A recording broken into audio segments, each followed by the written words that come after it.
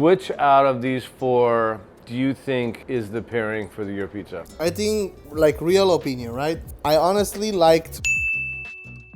Hi everyone, thank you for joining us for another episode of Paris Perfect. We're at Pizzana today, and we're here with Chef Daniele, who's gonna prepare some awesome pizzas, and we're gonna try to pair some beverages with it. Yeah, we are. I mean, this is Pizzana is a staple here, and you know, they've been on a bunch of different shows, and Chef Daniele has some of the best dough and some of the best pizzas in town, so I'm looking forward to it. It's supposed to be the best in LA, and we're gonna check it out.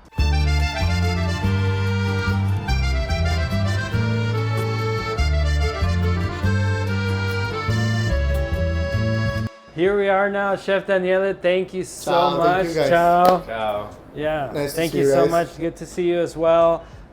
You know, Pizzana is a place that me and my family have been coming to for a while now. So thank you for allowing us to come in here and do Paris Perfect. Chris, have you been to Pizzana? I haven't been here, but I've had it. Okay, you've had it. So this Perfect. is the real deal. Yeah. So, you know, we're going to be doing or having two pizzas. And we have, you know, you brought two wines, I brought two wines. Yeah. Beverages to pair with the pizzas. Chris, we tried one of my wines, and you both agree, and I agree with you guys because you guys are the experts. What's wrong with my wine? You had a corked wine, which is a little weird thing that happens with the wine. can't tell. You know, we're still using tree bark to close our wines up here in 2023, which is crazy to me.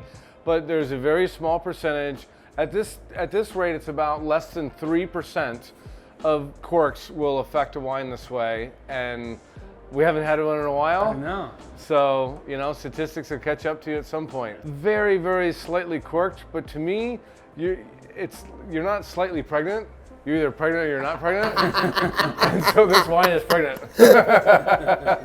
Let's ask Chef Daniele here to tell us about these sure. pizzas. So the first pizza you have is inspired from a plate of pasta, you know, and it's called Cacio Pepe. I don't know if you guys are familiar with it. Very familiar. That's the pizza that put Pizzana on the map by Jonathan Gold. Jonathan Gold loved this pizza. He described that as the small miracle because it replicates the lusciousness of slurping the noodles in your mouth and having the cheesiness and the pecorino parmigiano forward. So please, guys, go ahead. It's basically simple ingredients: fior di latte, parmigiano crema, and then toasted black pepper on top. You have a distinct realm of pizza genre that you'd like to be associated with, which is called Neapolitan. Talk to me about that. Well, the reason why we call it Neapolitan is because it's root on my traditions. Like, I come from Naples. I worked in a lot of Neapolitan pizza places. And when I came in the US, I find totally different way of eating and sharing pizza, right? In Naples, you order pizzas for you. Like, we don't share it. It's my pizza. My pizza is my pizza.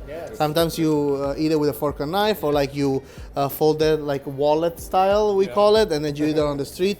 We don't say the wallet style or the foldable style. We say eat it like a quesadilla. A quesadilla, yeah. But I'm married a Mexican one, so I know what you're talking about. So. There you go.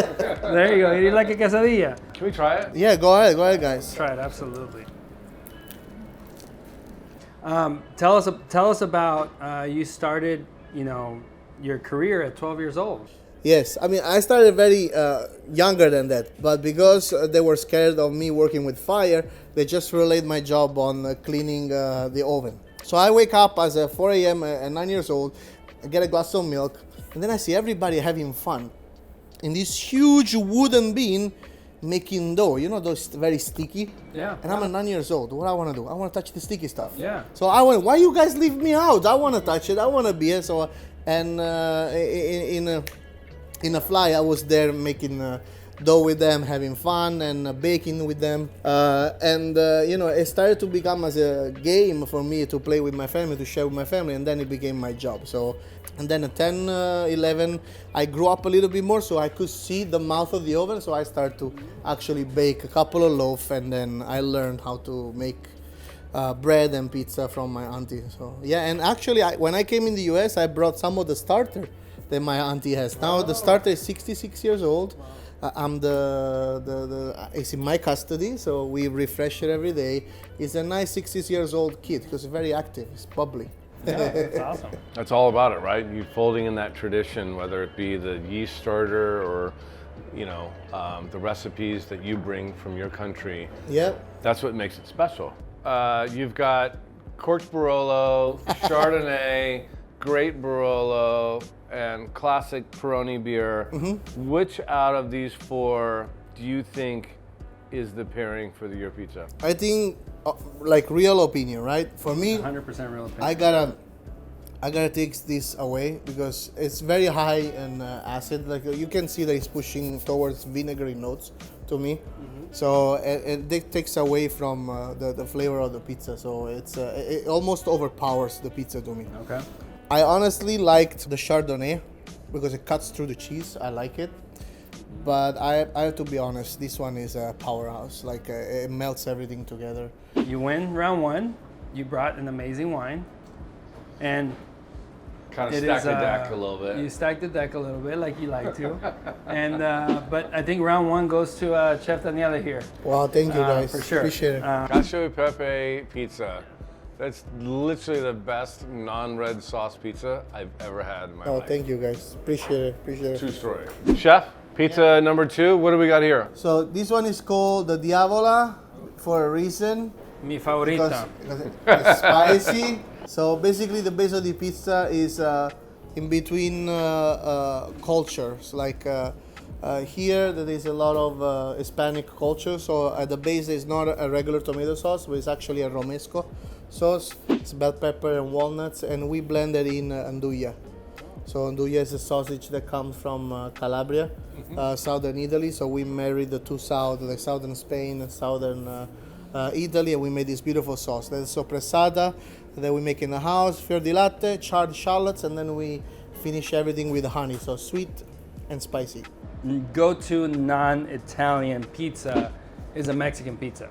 Yeah. You know, you got beans, chorizo, tlayuda. yeah, which ends up being like a sope or like a tlayuda. So, but you put all these like you put the beans, you put the chorizo, you put the cheese, you put a little bit of cilantro, you know, and it tastes really good. There's a joke about Mexican food that my wife always tells me. It's like, what's a taco?